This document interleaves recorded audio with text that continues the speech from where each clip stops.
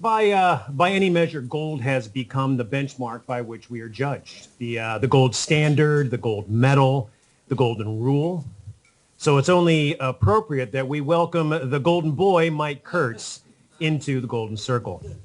Now, Mike and his wife, Shannon, came to San Diego from Minnesota in 1978, joining Western Video as a producer and director. He built his impressive skill set, and he would go on to work for nearly every production company in town. The fact that none of those companies exist anymore is just coincidence, I'm sure. He's directed local, regional, and national commercials, music videos, documentaries, training videos, and PSAs around the world. But his proudest moment may have been when in 1966, he and his senior high school classmates made a fan film called Batman at Washburn High. It is the earliest known Batman fan film based on the original television series and only the third one ever. It now enjoys second life on YouTube, so be sure you rush home and get that watching it there. Put it on your queue. But every Batman has his Joker, and for Mike that means practical jokes. Director and DP Cindy Erdman recalls his fondness for placing a rubber cockroach inside an Altoid tin and then offering that to unsuspecting crew members. JT, a local gaffer, loves how Mike often punked the lighting crew with his talking light meter, which was a microcassette recorder back then he used to play back pre-recorded lighting values as he scanned the lighting instruments. He had a toy slot machine on his desk, begging you to pull the handle, which I did one day and was doused with water. And rarely would a shoot go by where Mike wouldn't pop up on set wearing a pair of springy, googly-eyed glasses. But while Mike loves the practical jokes, he is not a joke. He is the real deal. Few people in this profession possess all the tools that make you a legend, and Mike is one of them. He's a wonderful writer, a terrific director, a top-notch editor, a phenomenal producer, and has forgotten more about cameras than most of us will ever learn. Mike's impact on the San Diego production community has been immense. I don't know anyone who remembers Mike who doesn't immediately smile and recall fond memories from their time working with him. In his 45 years here in San Diego, he has influenced countless crew members who in turn are influencing the next generation of media professionals. As his longtime friend and client Paul Zimmerman pointed out, if you ask production folks, do you know Mike Kurtz? The answer always starts with, oh yeah, Mike Kurtz helped me win. And certainly that is the case with me, and as I'm honored to be part of that Kurtz connection. He's a massive proponent of joining organizations and building relationships, and I sit on the board of the San Diego Media Pros because of him. He is a maestro at conducting his crew and cast in a way that respects the contributions of everyone on his set, and I try to run my projects the same way because of him. And Mike's mantra of don't be afraid to step out of your comfort zone, because when you do, your comfort zone grows bigger, has been a lasting influence on not just my production life, but my life in general. Ladies and gentlemen, please welcome the newest Gold Circle recipient, my good friend, Mike Kurtz. Thank you. I guess I don't have to say anything more. What can I say? I think the Altoid gag with the plastic roach in the Altoid box, that had to be my favorite gag over the many years. And my last full-time gig in the community here, I went to work for the County of San Diego. Jan Caldwell, who some of you know, worked as the PIO for the Sheriff's Department, and I went to work for the Sheriff's Department in media relations. And that was my last full-time gig. And I decided that maybe it wasn't a good idea to put gags on my desk. Sheriff Gore would always come in and he would sit down and we would talk about his latest whatever. And I thought, you know, probably not a good idea. And a lot of the people I worked with carried guns too. So that was not... Thank you, Mark. I appreciate the introduction. It's really a great honor to be recognized by the chapter. I started in the chapter in the early 1980s. Tony Rogers was, I think, the first chapter president, and he talked me into joining. And I've been very fortunate to be involved in this organization. I've been on the Board of Governors 3 times. I worked on producing the Emmy Award show 4 times. And I think I put in hundreds of hours over the years as a volunteer. And like Mark said, one of the big things that I've tried to do is to help others in their careers and to help move people forward in their careers. And I've been very fortunate, and not just honored, but fortunate to have my family involved in my work. My wife over here, we've been married 50 plus years, let me just say that. It's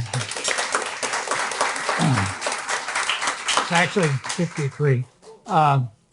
She's been on the set. She's worked for me as a PA, and very fortunate to ride the gigs together. And it's people would figure out after a while maybe those 2 guys are married. And I think the best 4 years of my career were the ones that I worked with my son Nathan, who's over here, at Multi-Image Productions. He got started. He was working at a pet store. He was a manager in a pet store. Pet supply store, and he lost his job, and I said, why don't you come on over? And he rose to the occasion. He's done really well. And it was just a great opportunity. We traveled together. We worked on set together, shooting film. He was a clapper loader, and it was just a lot of fun. And my daughter-in-law even, she's a Native American and a tribal member. And she was involved with a couple of training programs I did on policing Indian lands for the state of California. And whenever I did anything with Indians, I would always try to get authentic tribal members involved. And she did a great job. She's a good actress too. She scared the heck out of a lot of people when we were doing a domestic violence scenario.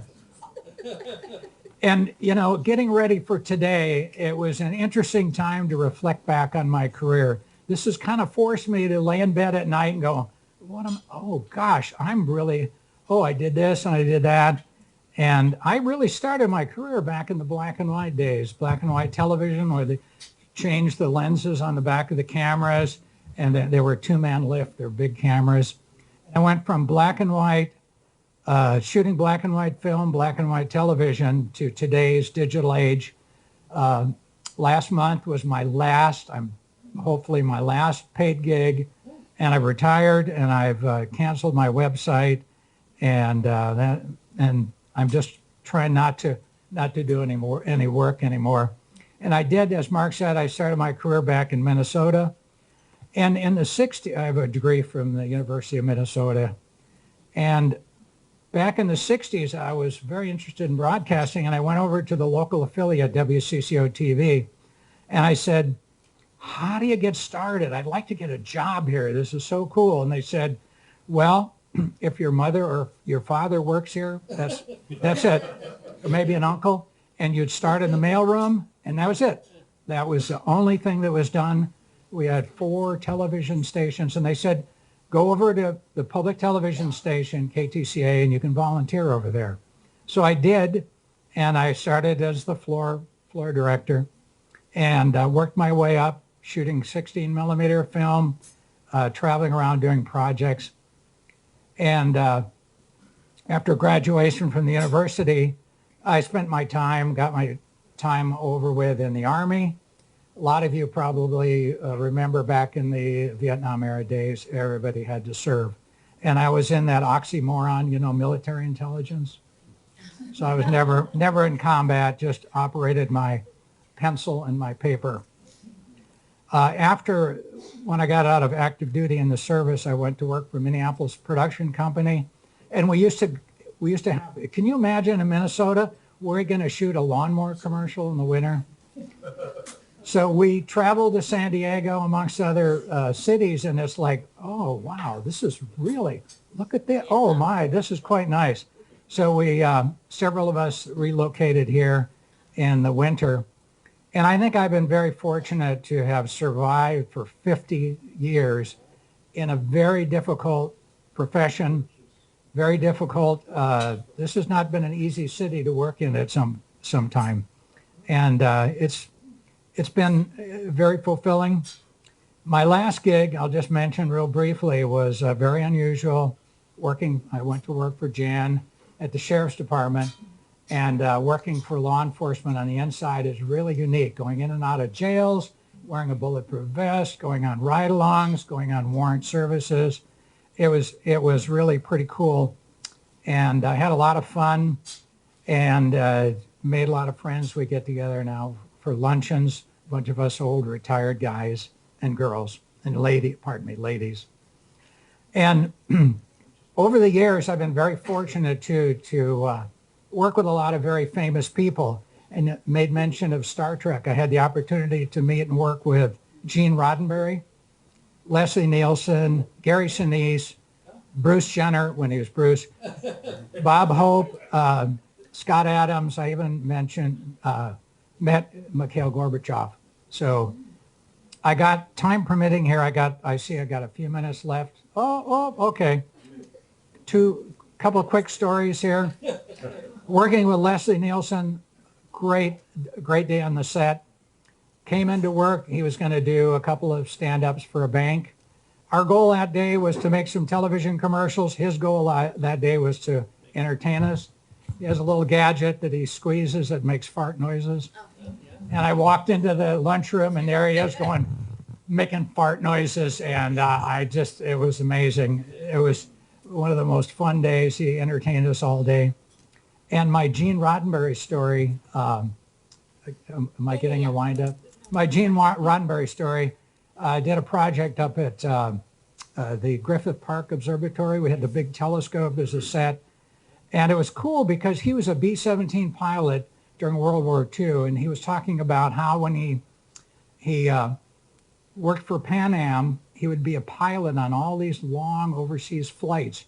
And that's where he came up with the whole idea about Star Trek. And people don't realize he wrote for a lot of television shows back in the day, but that was very memorable. And I worked with Gary Sinise. He was a wonderful guy. George Takei, boy, you remember George Takei? Couldn't read the teleprompter. We had to get it up within a couple of feet. He was very nearsighted. But I want to thank the Academy. I want to thank the local chapter and all the people that are honoring me today. And I really feel very appreciative to have survived in our industry for 50 years. And I think I'm out in 3, 2, 1. Fade out.